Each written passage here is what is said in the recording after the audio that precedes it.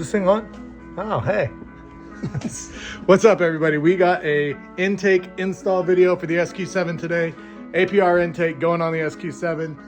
This is going to show you how to do it as quickly as possible, and we'll hit you up with any special tips that we need along the way.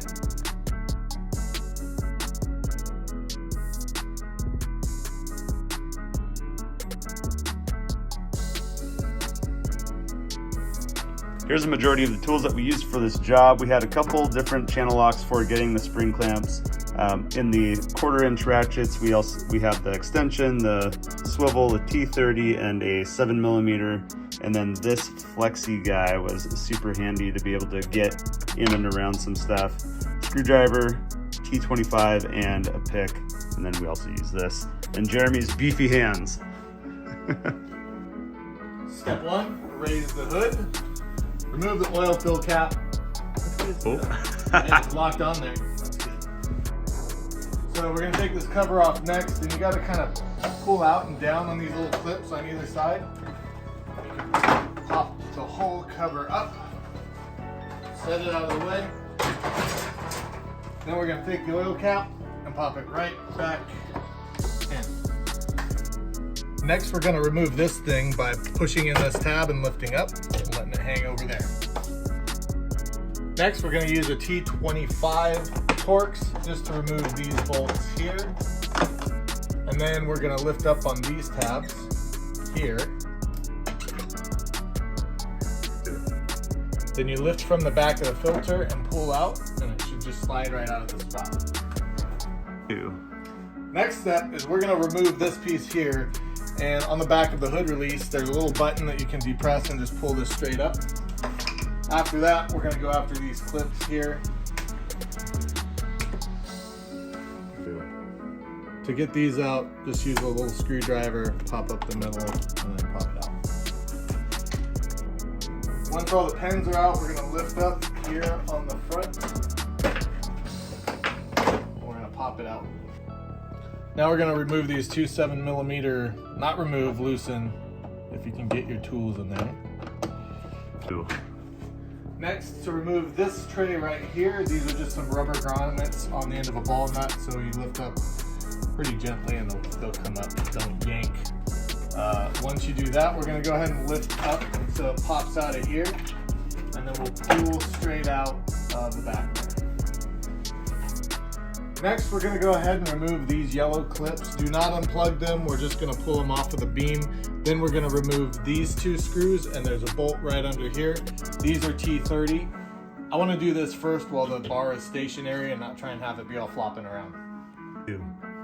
Best way to do it is to push forward on this little black tab and then pop that up. Do that on both sides. All right, bolts are loosened. Let's get this out of the way. And then we are gonna get in and squeeze both sides of this hose right behind the fill tube. And we're gonna pull it off. So this hose comes off of here. And you're supposed to use a 90-degree pick tool to go in and you'll see these little clips that are in there. No way to really film it. And just be careful so you don't like break them all off when you're trying to depress them. But if you look on here, you can see these areas, like these flat areas, they hold it in place once you put it on. And there's little clips, but they didn't last. Good luck. The next thing we want to do is remove these quick disconnect hoses right here. So you just reach in and pinch and then pull back. Okay, I'm not gonna lie, getting these two quick disconnects off, which are your next step, it sucks. I just got my fingers in there, squeezed them, and then used another finger to pull it back. We tried like a screwdriver method and stuff like that. You don't want to do that. You'll end up ruining it, but we almost did. So fingers, squeeze, pull back. There's 2 O-rings on each one of them, so it's going to be tough. Okay, the next thing we want to do is remove this little vacuum line. We want to pull the clips off of their keepers. So this one is the easiest one to do first. It pops straight up. This one's going to pop out toward there. And now that's floppy. Okay, so the next thing we're going to do, you can see I've got 3 T30 bolts. There's one here, and then there's one underneath that's probably going to suck to get to. I can see it over here. Cool. First bolt you can just get to with a 1/4 inch socket and a T30 driver. Second one you need the extension for, but pretty easy to get to. If the camera guy would get his hands out of the way. Camera guy's trying to see what's going on. Okay. And then that just comes out. And these bolts are captive, so you don't have to worry about dropping them. So with a 1/4 inch socket, driver, and an extension, and a universal joint to a T30, I was able to get in there. Takes a little bit of finagling and patience, but you can get in there and break it loose.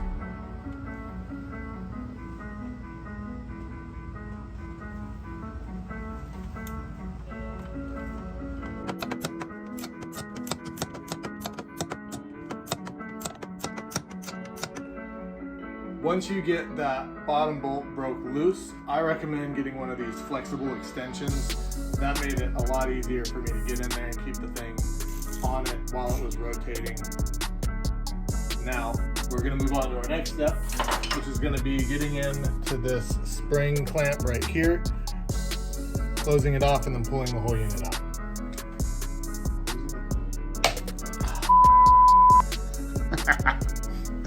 I just started recording. With this side removed, the next thing we're going to do is get these 3 Torx T30s off. So the top 2 look pretty interesting. We'll figure out that bottom one and let you know. Alright, so successfully got this last bolt removed. It was a little painful, but not too bad. I used the 1/4 inch driver with a small extension and a universal joint. You can get it in there, get it on the bolt, and then with your 1/4 inch ratchet, break it loose. Once you've done that, this becomes a little difficult to work with. So again, I've got the flexible extension. That helps a lot. I left the universal joint on and was able to get in there and then just use my fingers and the bolts in there pretty easily. So it came out just finger muscles.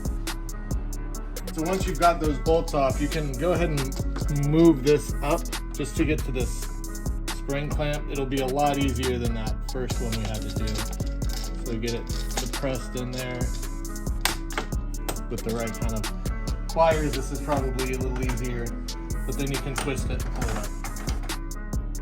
Next step is the building of these parts. The instructions are pretty good at showing you how to put them together, but honestly it's pretty simple. Lots of spring clamps, 2 T's, and you're good. Next step is that we're going to go ahead and remove these 2 stock hoses, so this one and then this one under here, by removing these spring clamps on either side. So you just got to get in there and get them off. Now installing these should be pretty straightforward, and by that I mean make sure your T's are pointing forward because they're going to connect into here. Depress the spring clamp, slide it onto that nipple there. Nipple. Now we've got these hoses installed here, and went ahead and clipped in these front secondary air intake quick disconnects so that everything's back in place and you don't have to get back down in there again. Again, make sure your APR letters are facing the right way so that all looks swell. 2. Next, we're going to install the inlet flanges, being careful to make sure you put the right one on the right side. The best way to tell is this one has a kind of a curved edge on it, and that goes on the left side facing up. The other one has a flat edge which goes on the right side facing up. Now, you've got 2 O-rings that need to go in the channels here. I recommend using some Liquimoly 5W40 oil if you have some laying around, and just lubing them up and popping them in the channel. That'll hold them in place when you go to put them in on the turbos. Once you've done that, you can just finger tighten these This bolt's going to be a little bit of a pain to get to. I just used my extension, got it in there with my fingers, and then used the extension so that I can reach it nice and easy. And then we'll just finger tight it. Might have to overdub that. Anyways, we'll go ahead and tighten it up finger tight, and then we'll torque it down per spec, 9 Newton meters. Next step is to go ahead and put this sexy beast on there. So we're gonna slide it in under here and then tighten these hose clamps to 5 Newton meters.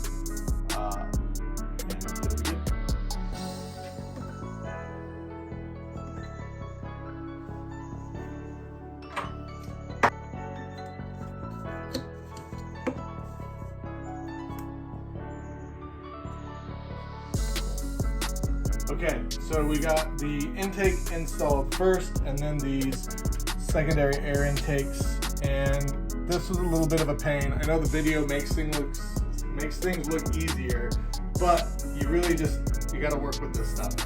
Anyways, next step, we're gonna get this crash brace back in place. And one thing to just make sure is that you've got all your cables and vacuum hoses and everything routed the way they were when you took the other stuff off. Right, tighten these down to 10 Newton meters. Torque tightness. That's about right. Stick those clips back on. Okay, so next we want to remove these 2 bolts here. Remove this piece, and then we're going to install this. T30 Torx. 25. T25 Torx. We're just putting the adapter right back in where we took that stock piece out. Next, we're going to take the 2 band clamps and we're going to put those on the intake first, and then your rubber boot, and then we're going to move to the next step. Did you say band clamps? Yeah. That one time, that band clamp? That one time a band clamp. Unclear whether or not the actual instructions called this out, but before you put the airbox back on, you need to get this back in place. It's the hose that goes from your PCV back to your inlet. So I'm gonna slide it under here and put this part on first, and then we'll work it into place up front on the PCV. Okay, we're gonna put the airbox back in place this time by putting the rear in first and then putting the front where it needs to go. Seating that there, and then make sure everything lines up. Front here, make sure your rubber grommet's not in the way. You can slide it over. Double check, and then get your band clamps put in place. Next step is to go ahead and install the nifty APR air filter. We're gonna set it down in here and carefully, so as not to break the seal. Just like if you're out drinking. Pull it forward, the screws aligned, the T30 bolts back in. 3, 2. Then we're going to put the front panel back on, wrap it all up. We're going to slide the back in first. Make sure everything slides inside, clips into place.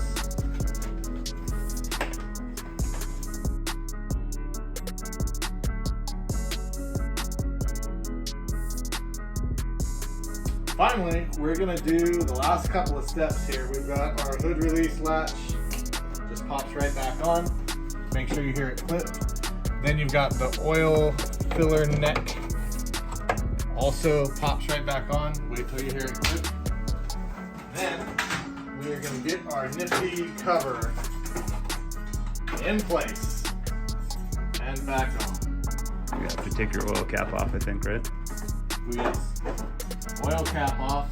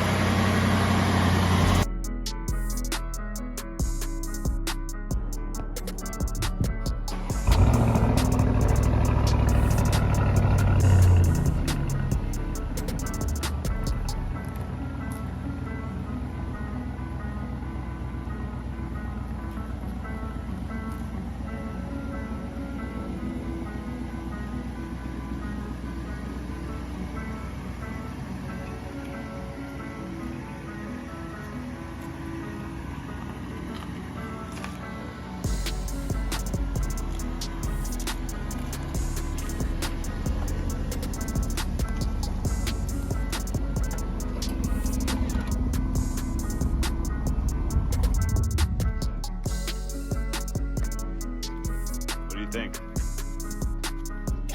Sounds the same. Feels way faster.